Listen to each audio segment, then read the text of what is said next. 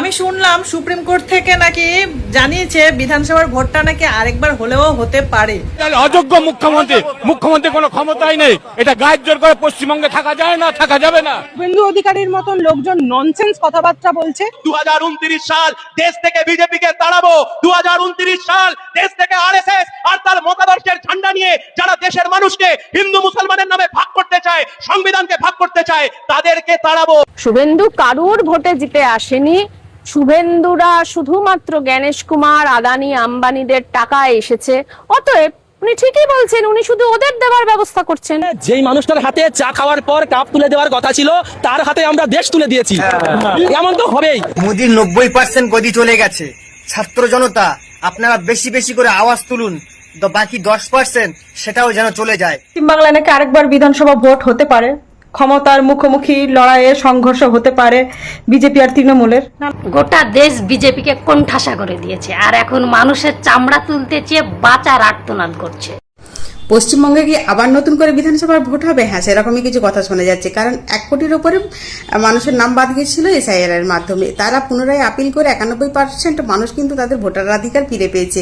এবং যে সকল বিধানসভায় 500-700 বা 1000 ভোটের ব্যবধানে যে প্রার্থী জিতেছে, সেখানে কিন্তু দেখা যাচ্ছে তার থেকে অনেক বেশি মানুষের নাম বাদ গিয়েছিল ভোটার লিস্ট থেকে। তারা কিন্তু বৈধ ভোটার ছিল। সেই সকল বিধানসভায় পুনরায় ভোট হওয়ার একটা সম্ভাবনা আছে। সেই ভোট হলে কে কে খুশি হবেন? আমি তো ভীষণ খুশি হব। আশা করি সরকার খুব খুশি হবে, কারণ 3 মাসে তারা যা কাজ করেছে, নিশ্চয়ই আগের থেকে এবারে ভোট অনেক বেশি পাবেন। এবার বিজেপির বিদায় ঘন্টা বাজিয়ে দিল বিজেপি গড় গুজরাট। চিনি কারখানার 15টা আসনের ভোটে 14টিতে বিজেপির পরাজয়। ব্যাংক অফ বরোদা, রাষ্ট্রায়ত্ত ব্যাংক, সেখান থেকে 35,715 কোটি গায়েব। এ বাবা, এ কি শুনছি? 20 বছরের রাজত্বকে ভেঙে গুড়িয়ে দিয়ে কংগ্রেস ক্ষমতায় চলে আসলো গুজরাটে। হ্যাঁ, এটা কি সত্যি? কংগ্রেসের মতো ছাপোষা দল গুজরাটের মতো জায়গায় বিজেপিকে হারিয়ে দিল। এ বাবা, এইদিকে আমাদের রাজ্যে সবে সবে বিজেপির আবির্ভাব হলো, আর গুজরাটের মতো জায়গায় বিজেপি ধূলিসাৎ করে দিল কংগ্রেস। তাই আবার এ বাপরে বাপ, আমাদের এখানে এত ভালো কাজ করছে, চারিদিকে এসেই আগে সব কিছু সাফাই বাগারা করে দিল বুলডোজার দিয়ে।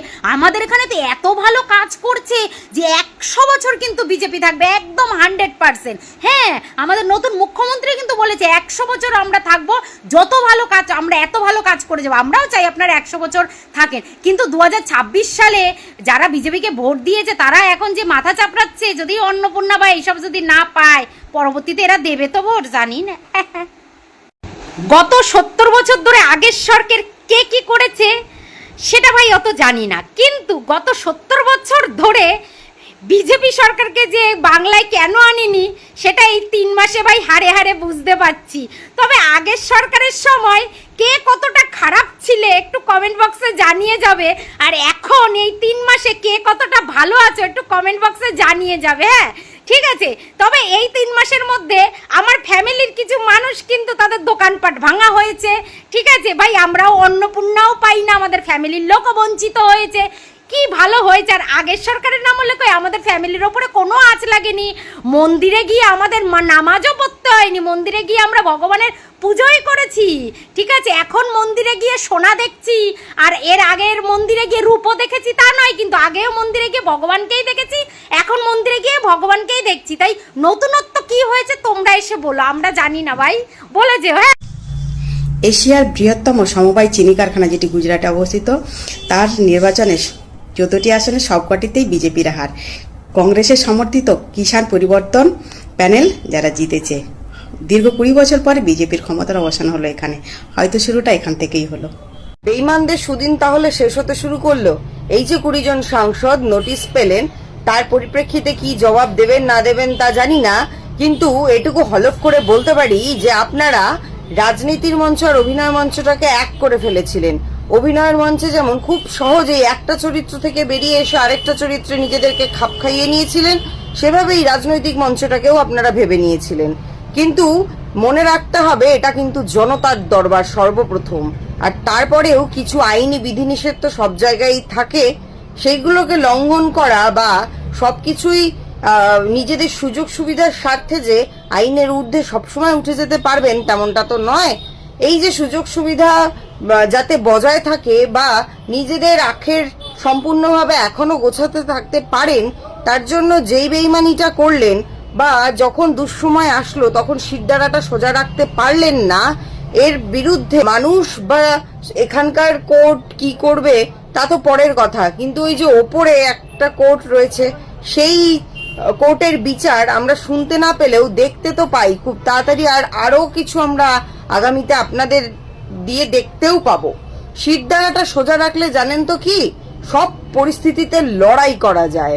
ভাঙতে গড়াতে আপনাকে তো অনেকজনই আসবে বা ঠেলে দেবে, কিন্তু সেক্ষেত্রে যদি শিরদাঁড়াটা সোজা থাকে তাহলে আপনাকে মচকানোটা একটু কঠিন হয়ে পড়ে প্রতিপক্ষের জন্য। কিন্তু আপনারা নিজেদের সুবিধার জন্য বা নিজেদের আখের গোছানোর জন্য সেই শিরদাঁড়াটা সোজা রাখতে পারলেন না। এখন জবাবদিহি তো করতেই হবে আপনাদের, তার সাথে সাথে আগামীতে জনতার দরবারে যে কি জবাব দেবেন বা জনতা আপনাদেরকে কি জবাব দিচ্ছে তার জন্য তো এখন থেকে মানসিক প্রস্তুতি আপনাদেরকে নিতেই হবে। তৃণমূলের 20 জন সাংসদ, ঠিকই শুনেছেন, তাদের এখন পথ যেতে চলছে। যারা তৃণমূল থেকে জেতার পর, মমতা ব্যানার্জি হেরে যাওয়ার পর ধান্দাবাজি করে এনসিপিআই দল গঠন করে বিজেপির শরিক দলে এনডিএতে যোগদান করার পর সেই সমস্ত 20 জন সাংসদ, শতাব্দী রায়, সায়নী ঘোষ, রচনা ব্যানার্জি, কাকলি ঘোষ এটসেট্রা, তারা গিয়ে মোদিজির সাথে ব্রেকফাস্ট করা, মুখ্যমন্ত্রীর সাথে গিয়ে চা খাওয়া, কফি খাওয়া, বুঝতে পারলেন? সেই সমস্ত 20 জন ধান্দাবাজ সাংসদের এবার পথ যেতে চলছে।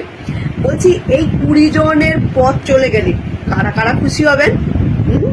তৃণমূল চিহ্নে ভোট নিয়েছে, তারপরে তৃণমূলের ভোটারদের কাছ থেকে ভোট নিয়েছে, তারপরে বেইমানি। হ্যাঁ, আমি নিজে কোনোদিন তৃণমূলের সাপোর্টার ছিলাম না, কোনোদিন ছিলামও না, এখনো নয়, কিন্তু আমি তো খুব খুশি হব। আর কারা কারা দুঃখ পাবে একটু বলবেন? তবে এই সাংসদ পদ চলে যাওয়ার পর আমি ধোঁয়া দিদি রচনা ব্যানার্জির মুখ থেকে বক্তৃতা শুনতে চাই, মন দিয়ে শুনবো, হ্যাঁ ভিডিও বানাবো। সত্যি বলছি, মানে আগে তো দিদি নাম্বার 1 গেছে, এরপর সাংসদ পদটা চলে যাওয়ার পর আমাদের রচু দিদি, ধোঁয়া দিদি কি বলে, কি বক্তৃতা দেয়, সেই অপেক্ষায় থাকলাম। কিছু মানুষ ভেবেছিল তারা গাছেরও খাবে আবার তলারও কুড়বে, কিন্তু তা বললে কি করে হবে? সবটা কি আর তোমাদের মনের মতো হবে? হ্যাঁ, সব কিছু যদি তোমাদের মনের মতন হবে তাহলে নিয়ম কানুনগুলো দেশের কি জন্য থাকবে? হ্যাঁ, বলছিলাম এই আমাদের জুন জুলাই আমাদের সায়নী রচুদির কথা, এবার তো সাংসদ পদ যেতে চলেছে। হ্যাঁ, মানে ওই 20 জন সাংসদ যারা ওই তৃণমূলে হেরে যাবার পর এনসিপিআই দল গঠন করে এনডিএতে যোগদান করেছিল, তাদের নামে তো এবার সুপ্রিম কোর্টে কেস উঠেছে। তৃণমূলের চিহ্ন নিয়ে তৃণমূলের হয়ে ভোটে দাঁড়িয়ে জিতে, আর যখন তৃণমূল হেরে গেল লাথি মেরে দিয়ে নতুন দল গঠন করবে, তা তো হবে না, কোর্ট তো বেইমানি মেনে নেবে না। তাই এবার তাদের নামে তো সুপ্রিম কোর্টে কেস উঠেছে, সাংসদ পদ মনে হয় চলে যাবে এবার। বলছি, এত চেষ্টা করলো গো এরা, হ্যাঁ সবকটা দিল্লিতে যে কত রকম অভিনয় করলো। আমাদের রচুদি তো আবার লাস্টে বলছিল আমাদের দাদুকে নাকি পুজো করা উচিত, এত ভালো ভালো কাজ করছে। বলছি, এতদিন মনে থাকে না? হ্যাঁ, এতদিন একবারও মনে হয় না? সত্যি নিজেদের পিঠ বাঁচাবার জন্য এরা যে কি কি করতে পারে এদিকে দেখলে বোঝা যায়। গিরগিটিও লজ্জা পাবে এদের এই অভিনয় দেখে। বাবা রে বাবা, কত অভিনয় জানো মা তোমরা। আমি শুধু ভাবছি আমাদের রচুদির কথা, মানে কুইন্টাল কুইন্টাল দিদির কথা। হ্যাঁ, আগেই তো দিদি নাম্বার 1 থেকে লাথি মেরে তাড়িয়ে দিয়েছে, এবার যদি এই সাংসদ পদটাও চলে যায় কি করবে বলো তো? হ্যাঁ, কি করে দিদি গল্পগুলো শোনাবে? ওই জন্যই আমি বলছিলাম যে ওই দিদি নাম্বার 1 একবার দেখা হোক। এতদিন তো উনি সবাইকার দুঃখের কাহিনীটা শুনেছে, এবার উনি কাহিনীটা বলবেন, আমরা শুনবো, কি হয় এবার দেখা যাক। সত্যি মায়েরি, হ্যাঁ আপ্রাণ চেষ্টা করে গেল গো, কত চেষ্টা করলো আমাদের মানে নতুন সরকারের পায়ে তেল মাখিয়েছে দলের টিকে থাকার জন্য, কি করে পিঠটা বাঁচিয়ে আবার একবার ভালো মানে ঝেড়ে নিজের পকেটটা ভর্তি করতে। মানে আগের সরকারেও ঝেড়েছে সে সবাই জানে, হ্যাঁ এবার এই সরকারও এসেছিল ওই ঝাড়বে বলে, আচ্ছা করে পকেটটি ভর্তি করবে বলে। মানুষ তো বোকা নয়। হ্যাঁ, বাপরে বাপ, উনি নাকি আবার কাজ করতে পারছিলেন বলছিলেন না, এর আগের সরকারে নাকি ওনারা কিছু কাজ করতে পারেনি, তাই এই সরকারের দলে যোগদান করতে চাইছিল যাতে একটু ভালো করে কাজ করতে পারে, দেশের কাজ করতে পারে, রাজ্যের কাজ করতে পারে। বলছিলাম মাগো, তোমাদের আগে একটু মনে থাকেনি, এই তৃণমূল হেরে যাওয়ার আগে একবারও মনে পড়েনি তোমাদের একটু কাজ করতে হবে? হ্যাঁ, বেশি না, তোমাদের একটু পকেট থেকে এই গরিব যেগুলো ফুটপাতে বাস করে তাদেরও তো একটু খেতে দিতে পারতে, যারা গরিব অসহায় তাদেরও তো একটু হেল্প করতে পারতে। হ্যাঁ, বাপরে বাপরে বাপরে, সত্যি তোমরা যে একদম মানে অভিনয়টা যে সত্যি খুব ভালো পারো সে এবার সব বুঝে গেছে। অভিনয় ছাড়া তোমরা কিচ্ছু জানো না, তোমাদের কাছে অভিনয়ই সব কিছু। ঠিক আছে, যতই চেষ্টা করো এবারে মনে হচ্ছে সব গেল না, এবার কি করে খাবে সব দেখো। আর কি মিল, চিনির মিলে যেই ওখানে যেই সমবায় সমিতির ইলেকশনটা হয়েছে ওইখানে 15টার মধ্যে 14টা আসনে জয়লাভ করেছে কংগ্রেস, আর বিজেপি ঠ্যাঙা ঠ্যাঙা। আমার কথা বিশ্বাস না হলে আমি ভিডিওটা অ্যাটাচ করে দিচ্ছি, একটু দেখে নিও, দিন গুনতে থাকো। গুজরাটে বিজেপিকে হারিয়ে জয়ী কংগ্রেস। বিজেপি শাসিত রাজ্যে বড় ধাক্কা খেল বিজেপি। 20 বছর ধরে বিজেপির নিয়ন্ত্রণে থাকা সমবায় এবার কংগ্রেস সমর্থিত কিষাণ পরিবর্তন প্যানেলের হাতে। যন্ত্রমন্ত্রের জেনজি আন্দোলনের পরেই এবার গুজরাটের বারদলি সুগার মিল কোঅপারেটিভের নির্বাচনে বড় ধাক্কা খেল বিজেপি। 15টি আসনের মধ্যে 14টিতেই জয়ী হয়েছে কংগ্রেস। বিজেপি সমর্থিত প্যানেলের হয়ে লড়া বিধায়ক ঈশ্বর পারমারও পরাজিত হয়েছেন। ফল ঘোষণার পর গণনা কেন্দ্রে উত্তেজনা ছড়ায়। অভিযোগ, ক্ষুব্ধ জনতার একাংশ বিজেপি বিধায়ককে গালিগালাজ করে এবং ধাক্কা দিয়ে বাইরে বের করে দেয়। কৃষকদের দীর্ঘদিনের ক্ষোভেরই প্রতিফলন এই ফলাফল, এমনটাই দাবি কংগ্রেসের। আগামী বিধানসভা ভোটেও বিজেপিকে এমন ধাক্কা খেতে হবে বলেই দৃঢ় প্রত্যয় রাখছে হাত শিবির। ব্যুরো রিপোর্ট, খবরের প্রতিবাদ। তোমরা আমাদের যতই গালাগালি দাও, খিস্তি দাও, এটা রাজ্য রাজনীতি নয়, এটা পুরো ভারতবর্ষের রাজনীতি বলছি আমি। যে কটা স্টেটে রয়েছে বিজেপি সরকার সব জায়গাতেই কিন্তু তাসের ঘর, একটা একটা একটা একটা পড়া শুরু হয়ে গেছে। ঠিক আছে, আর এই বাঙালিগুলো সবার শেষে পেয়েছে তো একদম জিভ লগ লগ লগ লগ করছে, লগ লগ লগ লগ, মানে ভাবছে এদের থেকে ভালো আর কেউ নেই।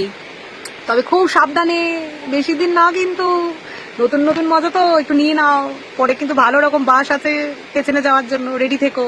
সব জায়গায় ধুলিস্যাৎ হয়ে যাচ্ছে। যেই জায়গাগুলো বলেছিল কি স্পেস টেকনোলজি দিয়ে একদম আমরা রাস্তা তৈরি করে দিচ্ছি, আমাদের গডকারি কি নীতিন গডকারি জি, হ্যাঁ, সেই সব জায়গায় দেখা যাচ্ছে একদম পুরো সিমেন্ট বালি নিয়ে পুরো রাস্তা একদম ভেতরে আন্ডারগ্রাউন্ডে ঢুকে গেছে, ওখানে জল পড়ে যাচ্ছে। সব ভিডিওগুলো অ্যাটাচ করে দেবো বন্ধুরা।